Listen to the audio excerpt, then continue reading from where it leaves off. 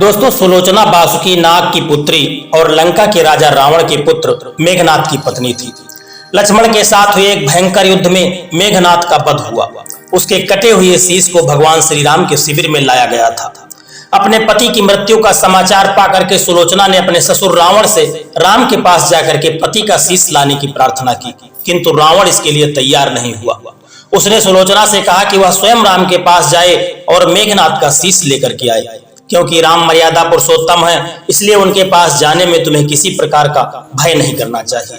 रावण के महापराक्रमी पुत्र इंद्रजीत का वध करने की प्रतिज्ञा को लेकर जिस समय लक्ष्मण युद्धभूमि में जाने के लिए तैयार हो रहे थे, तभी उनसे राम ने कहा था कि हे लक्ष्मण, रण में जाकर तुम अपनी वीरता और रण कौशल से रावण के पुत्र मेघनाद का तो वध कर दोगे, इसमें मुझे जरा भी संदेह नहीं है।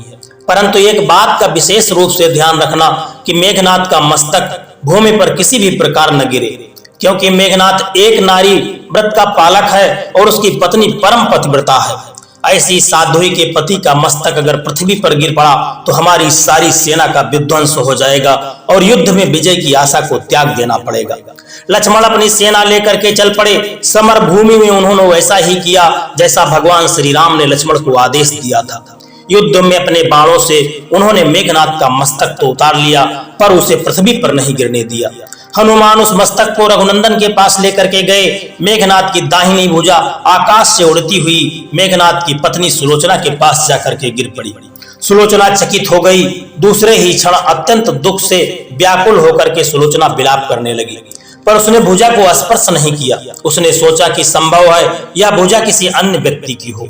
ऐसी दशा में पर पुरुष के स्पर्श का दोष मुझे लगेगा। निर्णय करने के लिए उसने भुजा से कहा कि यदि तू मेरे स्वामी की भुजा है तो मेरे पतिव्रत की शक्ति से युद्ध का सारा वृत्तांत लिख करके मुझे बता दो। भुजा को दासी ने लेखनी पकड़ा दी। लेखनी ने लिख दिया कि प्राण प्रिय, यह भुजा मेरी ही है। युद्ध भूमि में श्री राम के भाई लक्ष्मण से मेरा युद्ध हुआ। लक्ष्मण ने कई वर्षों से पत्नी, अन्न और निद्रा को त्याग रखा है। वे बहुत ही तेजस्वी और समस्त दैवी गुणों से संपन्न है। संग्राम में उनके साथ मेरी एक भी नहीं चली। अंत में उन्हीं की बाणों से विद्ध होने के कारण मेरा प्राणांत हो गया। मेरा शीश श्री राम के पास है। पति की भुजा लिखित पंक्तियां पढ़ते ही सुलोचना व्याकुल हो गई। पुत्र वधू के विलाप को सुनकर के लंकापति रावण ने आकर के सुलोचना से कहा कि शोक न करो पुत्री, सुबह होते ही सहस्त्रों मस्तक मेरे बाणों से कट कट कर पृथ्वी पर लौट जाएंगे। मैं रक्त की नदियां बहा दूंगा। करुण चित्कार करती हुई सुलोचना जब रावण के यह वचन सुना तो वह बोली कि इससे मेरा क्या लाभ होगा। मेरा पति तो अब मृत्यु को प्राप्त हो चुका है, वह तो दोबारा जीवित नहीं होगा। इससे मेरा कोई लाभ नहीं है। सहस्त्रों नहीं करोड़ों शीश भी मेरे स्वामी के शीश के अभाव की पूर्ति नहीं कर सकेंगे। सुलोचना ने निश्चय किया कि मुझे अब सती हो जाना चाहिए, किंतु पति का शव तो रामदल में पड़ा हुआ था, फिर वह सती कैसे होती। जब अपने ससुर रावण से उसने अपना अभिप्राय कहा, अपने पति का शव मंगवाने के लिए रावण से जाकर के सुलोचना ने कहा, तब रावण ने उत्तर दिया कि देवी, तुम स्वयं ही रामदल में जाकर के अपने पति का शव लेकर के आओ।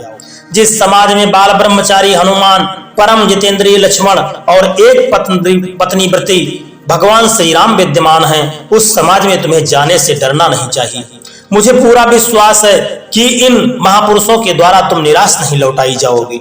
सुलोचना के आने का समाचार सुनते ही भगवान श्री राम खड़े हो गए और स्वयं चल करके सुलोचना के पास आए और बोले कि देवी, तुम्हारे पति विश्व के बहुत ही महान योद्धा और पराक्रमी थे। उनमें बहुत से सद्गुण थे, किंतु विधि के लेख को कौन बदल सकता है। आज तुम्हें इस तरह देखकर मेरे मन में पीड़ा हो रही है। सुलोचना भगवान की प्रार्थना करने लगी। श्री राम ने उसे बीच में ही टोकते हुए कहा कि देवी, मुझे लज्जित न करो। पतिव्रता की महिमा अपार है, उसकी शक्ति की तुलना नहीं है। मैं जानता हूँ कि तुम परम सती हो। तुम्हारे सतीत्व से तो विश्व भी थर्राता है। बताओ कि मैं तुम्हारी किस प्रकार सहायता कर सकता हूँ। सुलोचना ने अपने आंखों में आंसू भरे हुए प्रभु की ओर देखा और बोली कि राघवेंद्र, मैं सती होने के लिए अपने पति का शीश लेने के लिए यहाँ पर आई हूँ। श्री राम ने शीघ्र ही ससम्मान मेघनाद का शीश मंगवाया और सुलोचना को दे दिया। पति का कटा हुआ मस्तक देख करके सुलोचना का हृदय द्रवित हो गया। उसकी आंखें बड़े जोरों से बरसने लगी। बड़े बड़े आंसू जैसे बरसात होने लगी।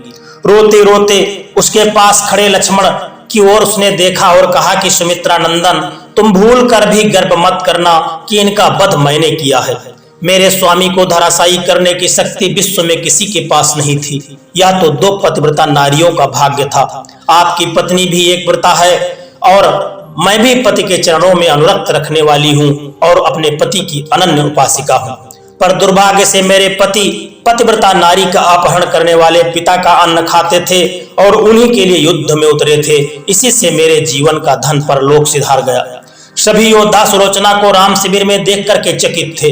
वो यह नहीं समझ पा रहे थे कि सुलोचना को यह कैसे पता चला कि उसके पति का शीश भगवान राम के पास है। जिज्ञासा को शांत करने के लिए सुग्रीव ने पूछ ही लिया कि यह बात उन्हें कैसे ज्ञात हुई कि मेघनाथ का शीश श्री राम के शिविर में है। सुलोचना ने स्पष्ट रूप से बता दिया कि मेरे पति की भुजा युद्ध भूमि से उड़ती हुई मेरे पास आई। उसी ने लिख करके मुझे बताया कि मेरे पति का शीश भगवान श्री राम के शिविर में है। व्यंग भरे शब्दों में सुग्रीव ने कहा, निष्प्राण भुजा यदि लिख सकती है तो फिर कटा हुआ मस्तक भी हंस सकता है। भगवान श्री राम ने कहा कि व्यर्थ की बातें मत करो मित्र, पतिव्रता के महात्म को तुम नहीं जानते। श्री राम की मुखाकृति को देखकर सुलोचना उनके भाव को समझ गई। उसने कहा कि यदि मैं मन वचन और कर्म से पति को देवता मानती हूँ तो मेरे पति का यह निर्जीव कटा हुआ मस्तक हंस उठे। सुलोचना की बात भी पूरी नहीं हुई थी कि कटा हुआ मस्तक जोर जोर से हंसने लगा। यह देखकर सभी दंग रह गए। सभी ने पतिव्रता सुलोचना को प्रणाम किया। सभी पतिव्रता की महिमा से परिचित हो गए थे। चलते समय सुलोचना ने श्री राम से प्रार्थना किया कि भगवान, आज मेरे पति की अंत्येष्टि क्रिया है और मैं उनकी सहचरी उनसे मिलने जा रही हूँ, इसलिए आज युद्ध बंद कर देना। श्री राम ने सुलोचना की प्रार्थना को स्वीकार कर लिया। सुलोचना पति का सिर लेकर के लंका को आई। लंका में समुद्र के तट पर एक चंदन की चिता को तैयार करके पति का शीश गोद में रखकर सुलोचना चिता पर बैठ गई और धधकती हुई अग्नि में कुछ क्षणों में वह सती हो गई। दोस्तों, यह कहानी आपको कैसी लगी? सती सुलोचना की कहानी यदि आपको पसंद आई है तो एक प्यारा सा कमेंट करके जरूर बताना। और यदि वीडियो आपको पसंद आया है तो वीडियो को एक लाइक करके चैनल को सब्सक्राइब करने की भी कृपा कर देना। जय श्री कृष्ण। राधे राधे।